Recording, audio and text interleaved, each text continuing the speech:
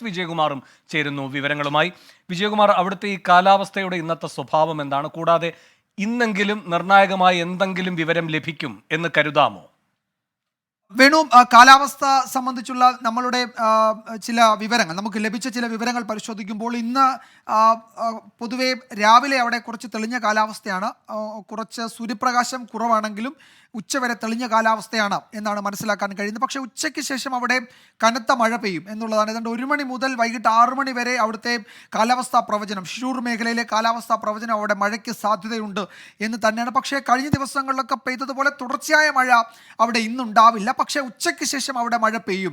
അത് ഇടവിട്ട മഴ ഉച്ചയ്ക്ക് ശേഷം 1 മണി മുതൽ അവിടെ മഴയ്ക്കുള്ള സാധ്യത ഈ കാലാവസ്ഥാ നിരീക്ഷണ കേന്ദ്രത്തിൻ്റെ പ്രവചനങ്ങളിലും ഉപഗ്രഹ ചിത്രങ്ങളുടെ മാപ്പുകളിലുമുണ്ട്. കാരണം കുറേ മഴ മേഘങ്ങൾ അവിടേക്ക്, ആ മേഖലയിലേക്ക് കടലിൽ നിന്ന് കയറി വരുന്നുണ്ട് എന്നതാണ് ആ ഉപഗ്രഹ ചിത്രങ്ങൾ വ്യക്തമാക്കുന്നത്. പക്ഷേ എത്രത്തോളം തിക്കാണ് ആ മേഘങ്ങൾ എന്നതിനെ ആശ്രയിച്ചിരിക്കും അവിടെ പെയ്യാൻ പോകുന്ന മഴ എത്ര കടുത്തതായിരിക്കും എന്നത്. നമ്മൾ ഇന്നത്തെ ഏറ്റവും പ്രധാനപ്പെട്ട കാര്യം വേണു, 2 തരം. ഒന്ന്, നേരത്തെ അരുൺ പൂപ്പറമ്പ് അത് സൂചിപ്പിച്ചു, ഇന്നത്തെ രക്ഷാപ്രവർത്തനത്തിൻ്റെ ഒരു ശ്രദ്ധാകേന്ദ്രം അല്ലെങ്കിൽ അതിൻ്റെ പോയിന്റ് കരയിൽ നിന്ന് വെള്ളത്തിലേക്ക് മാറി എന്നത് തന്നെയാണ്. പക്ഷേ നമ്മൾ ഒരിക്കൽ ആശങ്കപ്പെട്ടതാണ് അത് ആ പുഴയിലേക്ക് ഈ ലോറി അപ്പാടെ ഒഴുകി പോയിട്ടുണ്ടോ എന്നത്. അന്ന് ഏറെക്കുറെ അത് നിരാകരിക്കപ്പെട്ടതാണ്, അങ്ങനെ ഒരു സംശയമില്ല എന്ന് പറഞ്ഞതാണ്.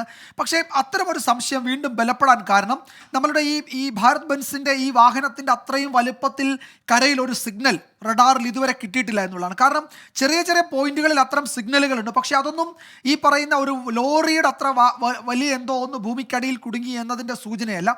ലോറിയുടെ ഒരു സിഗ്നൽ എന്ന് പറഞ്ഞാൽ ആ ലോറിയുടെ നീളത്തിൽ അത്രയും ദീർഘമായ ഒരു സിഗ്നൽ ആ ഭാഗത്ത് കിട്ടേണ്ടതുണ്ട്. പക്ഷേ അത്തരം ഒരു സിഗ്നൽ കിട്ടുന്നില്ല. മണ്ണിനടിയിൽ വളരെ നീളത്തിലുള്ള ഒരു വസ്തു കുടുങ്ങിക്കിടന്നാൽ ആ വസ്തുവിൻ്റെ നീളത്തിലുള്ള സിഗ്നൽ അവിടെ നിന്ന് കിട്ടേണ്ടതാണ്. പക്ഷേ നമുക്ക് അത്തരത്തിലൊരു സിഗ്നൽ ഇതുവരെ കിട്ടിയിട്ടില്ല എന്നതാണ് കരയിലെ തെരച്ചിലിൽ നിന്ന് അതിൻ്റെ ഷിഫ്റ്റ് വെള്ളത്തിലേക്ക് മാറാനൊരു കാരണമായിരിക്കുന്നത്. നമുക്ക് അവിടെ ഇപ്പോൾ നടക്കുന്ന കാര്യം എന്താണെന്ന് പരിശോധിച്ചാൽ ഇത് ഈ രക്ഷാ ദൗത്യ മേഖലയാണ്.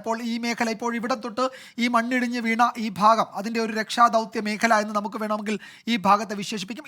ഇവിടെയൊക്കെയുള്ള ഒരു പ്രതിസന്ധി, ഇത് തട്ടായി കിടക്കുകയാണ്. ഇവിടെ ഒരു തട്ട് മണ്ണിടിഞ്ഞിട്ടുണ്ട്.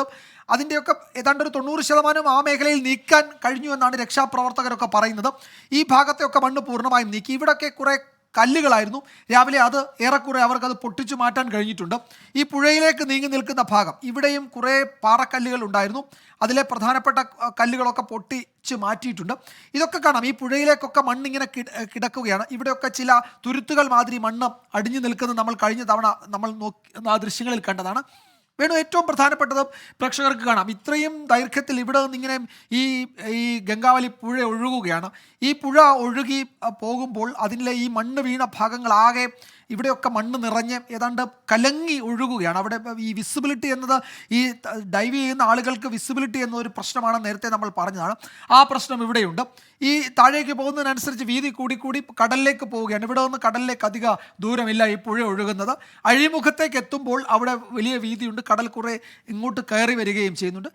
യഥാർത്ഥ പ്രശ്നം ഇതാണ്, ഇവിടെയൊക്കെ പെട്ടുപോകുന്ന ഈ വസ്തുക്കൾ, അതിപ്പോൾ എന്തുമായിക്കൊള്ളട്ടെ, അത് വേലിയിറക്കത്തിൻ്റെ ഒക്കെ സമയത്ത് ഇത് താഴേക്ക് കടൽ തന്നെ വലിച്ചുകൊണ്ട് പോകാനുള്ള സാധ്യത തള്ളിക്കളയാൻ കഴിയില്ല. പക്ഷേ അപ്പോഴും ഇത് ഹെവി ലോഡാണ്. നിറയെ മരങ്ങൾ, തടി കഷ്ണങ്ങൾ കൊണ്ട് അടുക്കി വെച്ചിരിക്കുന്ന ഒരു വലിയ ലോറിയാണ്. അത് എങ്ങനെ അത്രയും ദൂരമൊക്കെ ഒഴുകിപ്പോകുമെന്ന ചോദ്യമൊക്കെ ഉയരുന്നുണ്ട്.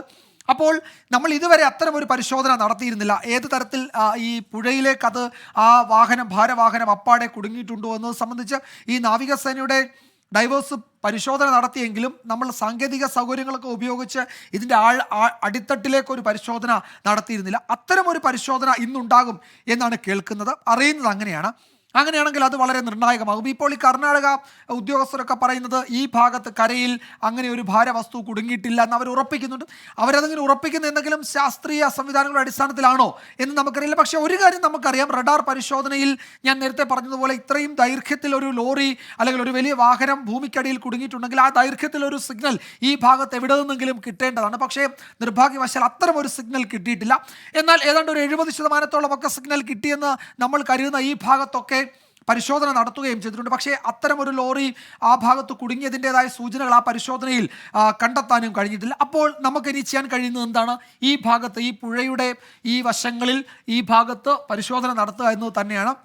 അതാണ് ഇന്ന് നടന്നത്. നേരത്തെ കുടുംബാംഗങ്ങളും അത്തരമൊരു പരിശോധന വേണ്ട, ആ പുഴയിലില്ല എന്ന് ഉറപ്പിച്ചു എന്ന് പറഞ്ഞ് കുടുംബാംഗങ്ങളിൽ പലരും ഇപ്പോൾ പുഴയിലും പരിശോധന നടത്തട്ടെ എന്ന് പറയുന്നുണ്ട്. അപ്പോൾ നമ്മൾ ആ വാഹനം പുഴയിലേക്ക് മറിഞ്ഞിട്ടുണ്ടാകില്ല, അത് കരയിൽ തന്നെ ഉണ്ടാകുമെന്നാണ് ഈ ഘട്ടത്തിൽ നമ്മൾ കരുതുന്നത്.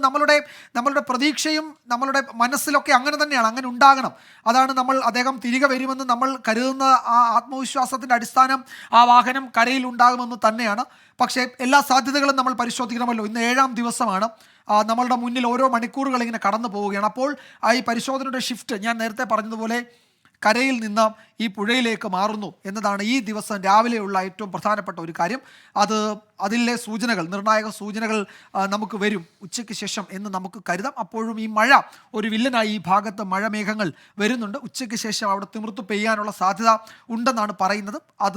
അത് ഓരോ മിനിറ്റും ഈ കാലാവസ്ഥ എന്ന് പറയുന്നത് കാറ്റിൻ്റെ ഒക്കെ ഗതി അനുസരിച്ച്, കടലിനോട് അടുത്ത സ്ഥലമാണ്, കാറ്റിൻ്റെ ഗതി അനുസരിച്ച് മേഘങ്ങൾ മാറുകയൊക്കെ ചെയ്യാം. എന്തായാലും കാത്തിരിക്കാൻ വേണു. വളരെ പ്രതീക്ഷയോടെ 7ാം ദിവസം നമുക്ക് സൂചനകൾ, വിവരങ്ങൾ, പ്രധാനപ്പെട്ട സൂചനകൾ തന്നെ വരും എന്ന് നമുക്ക് കരുതാം.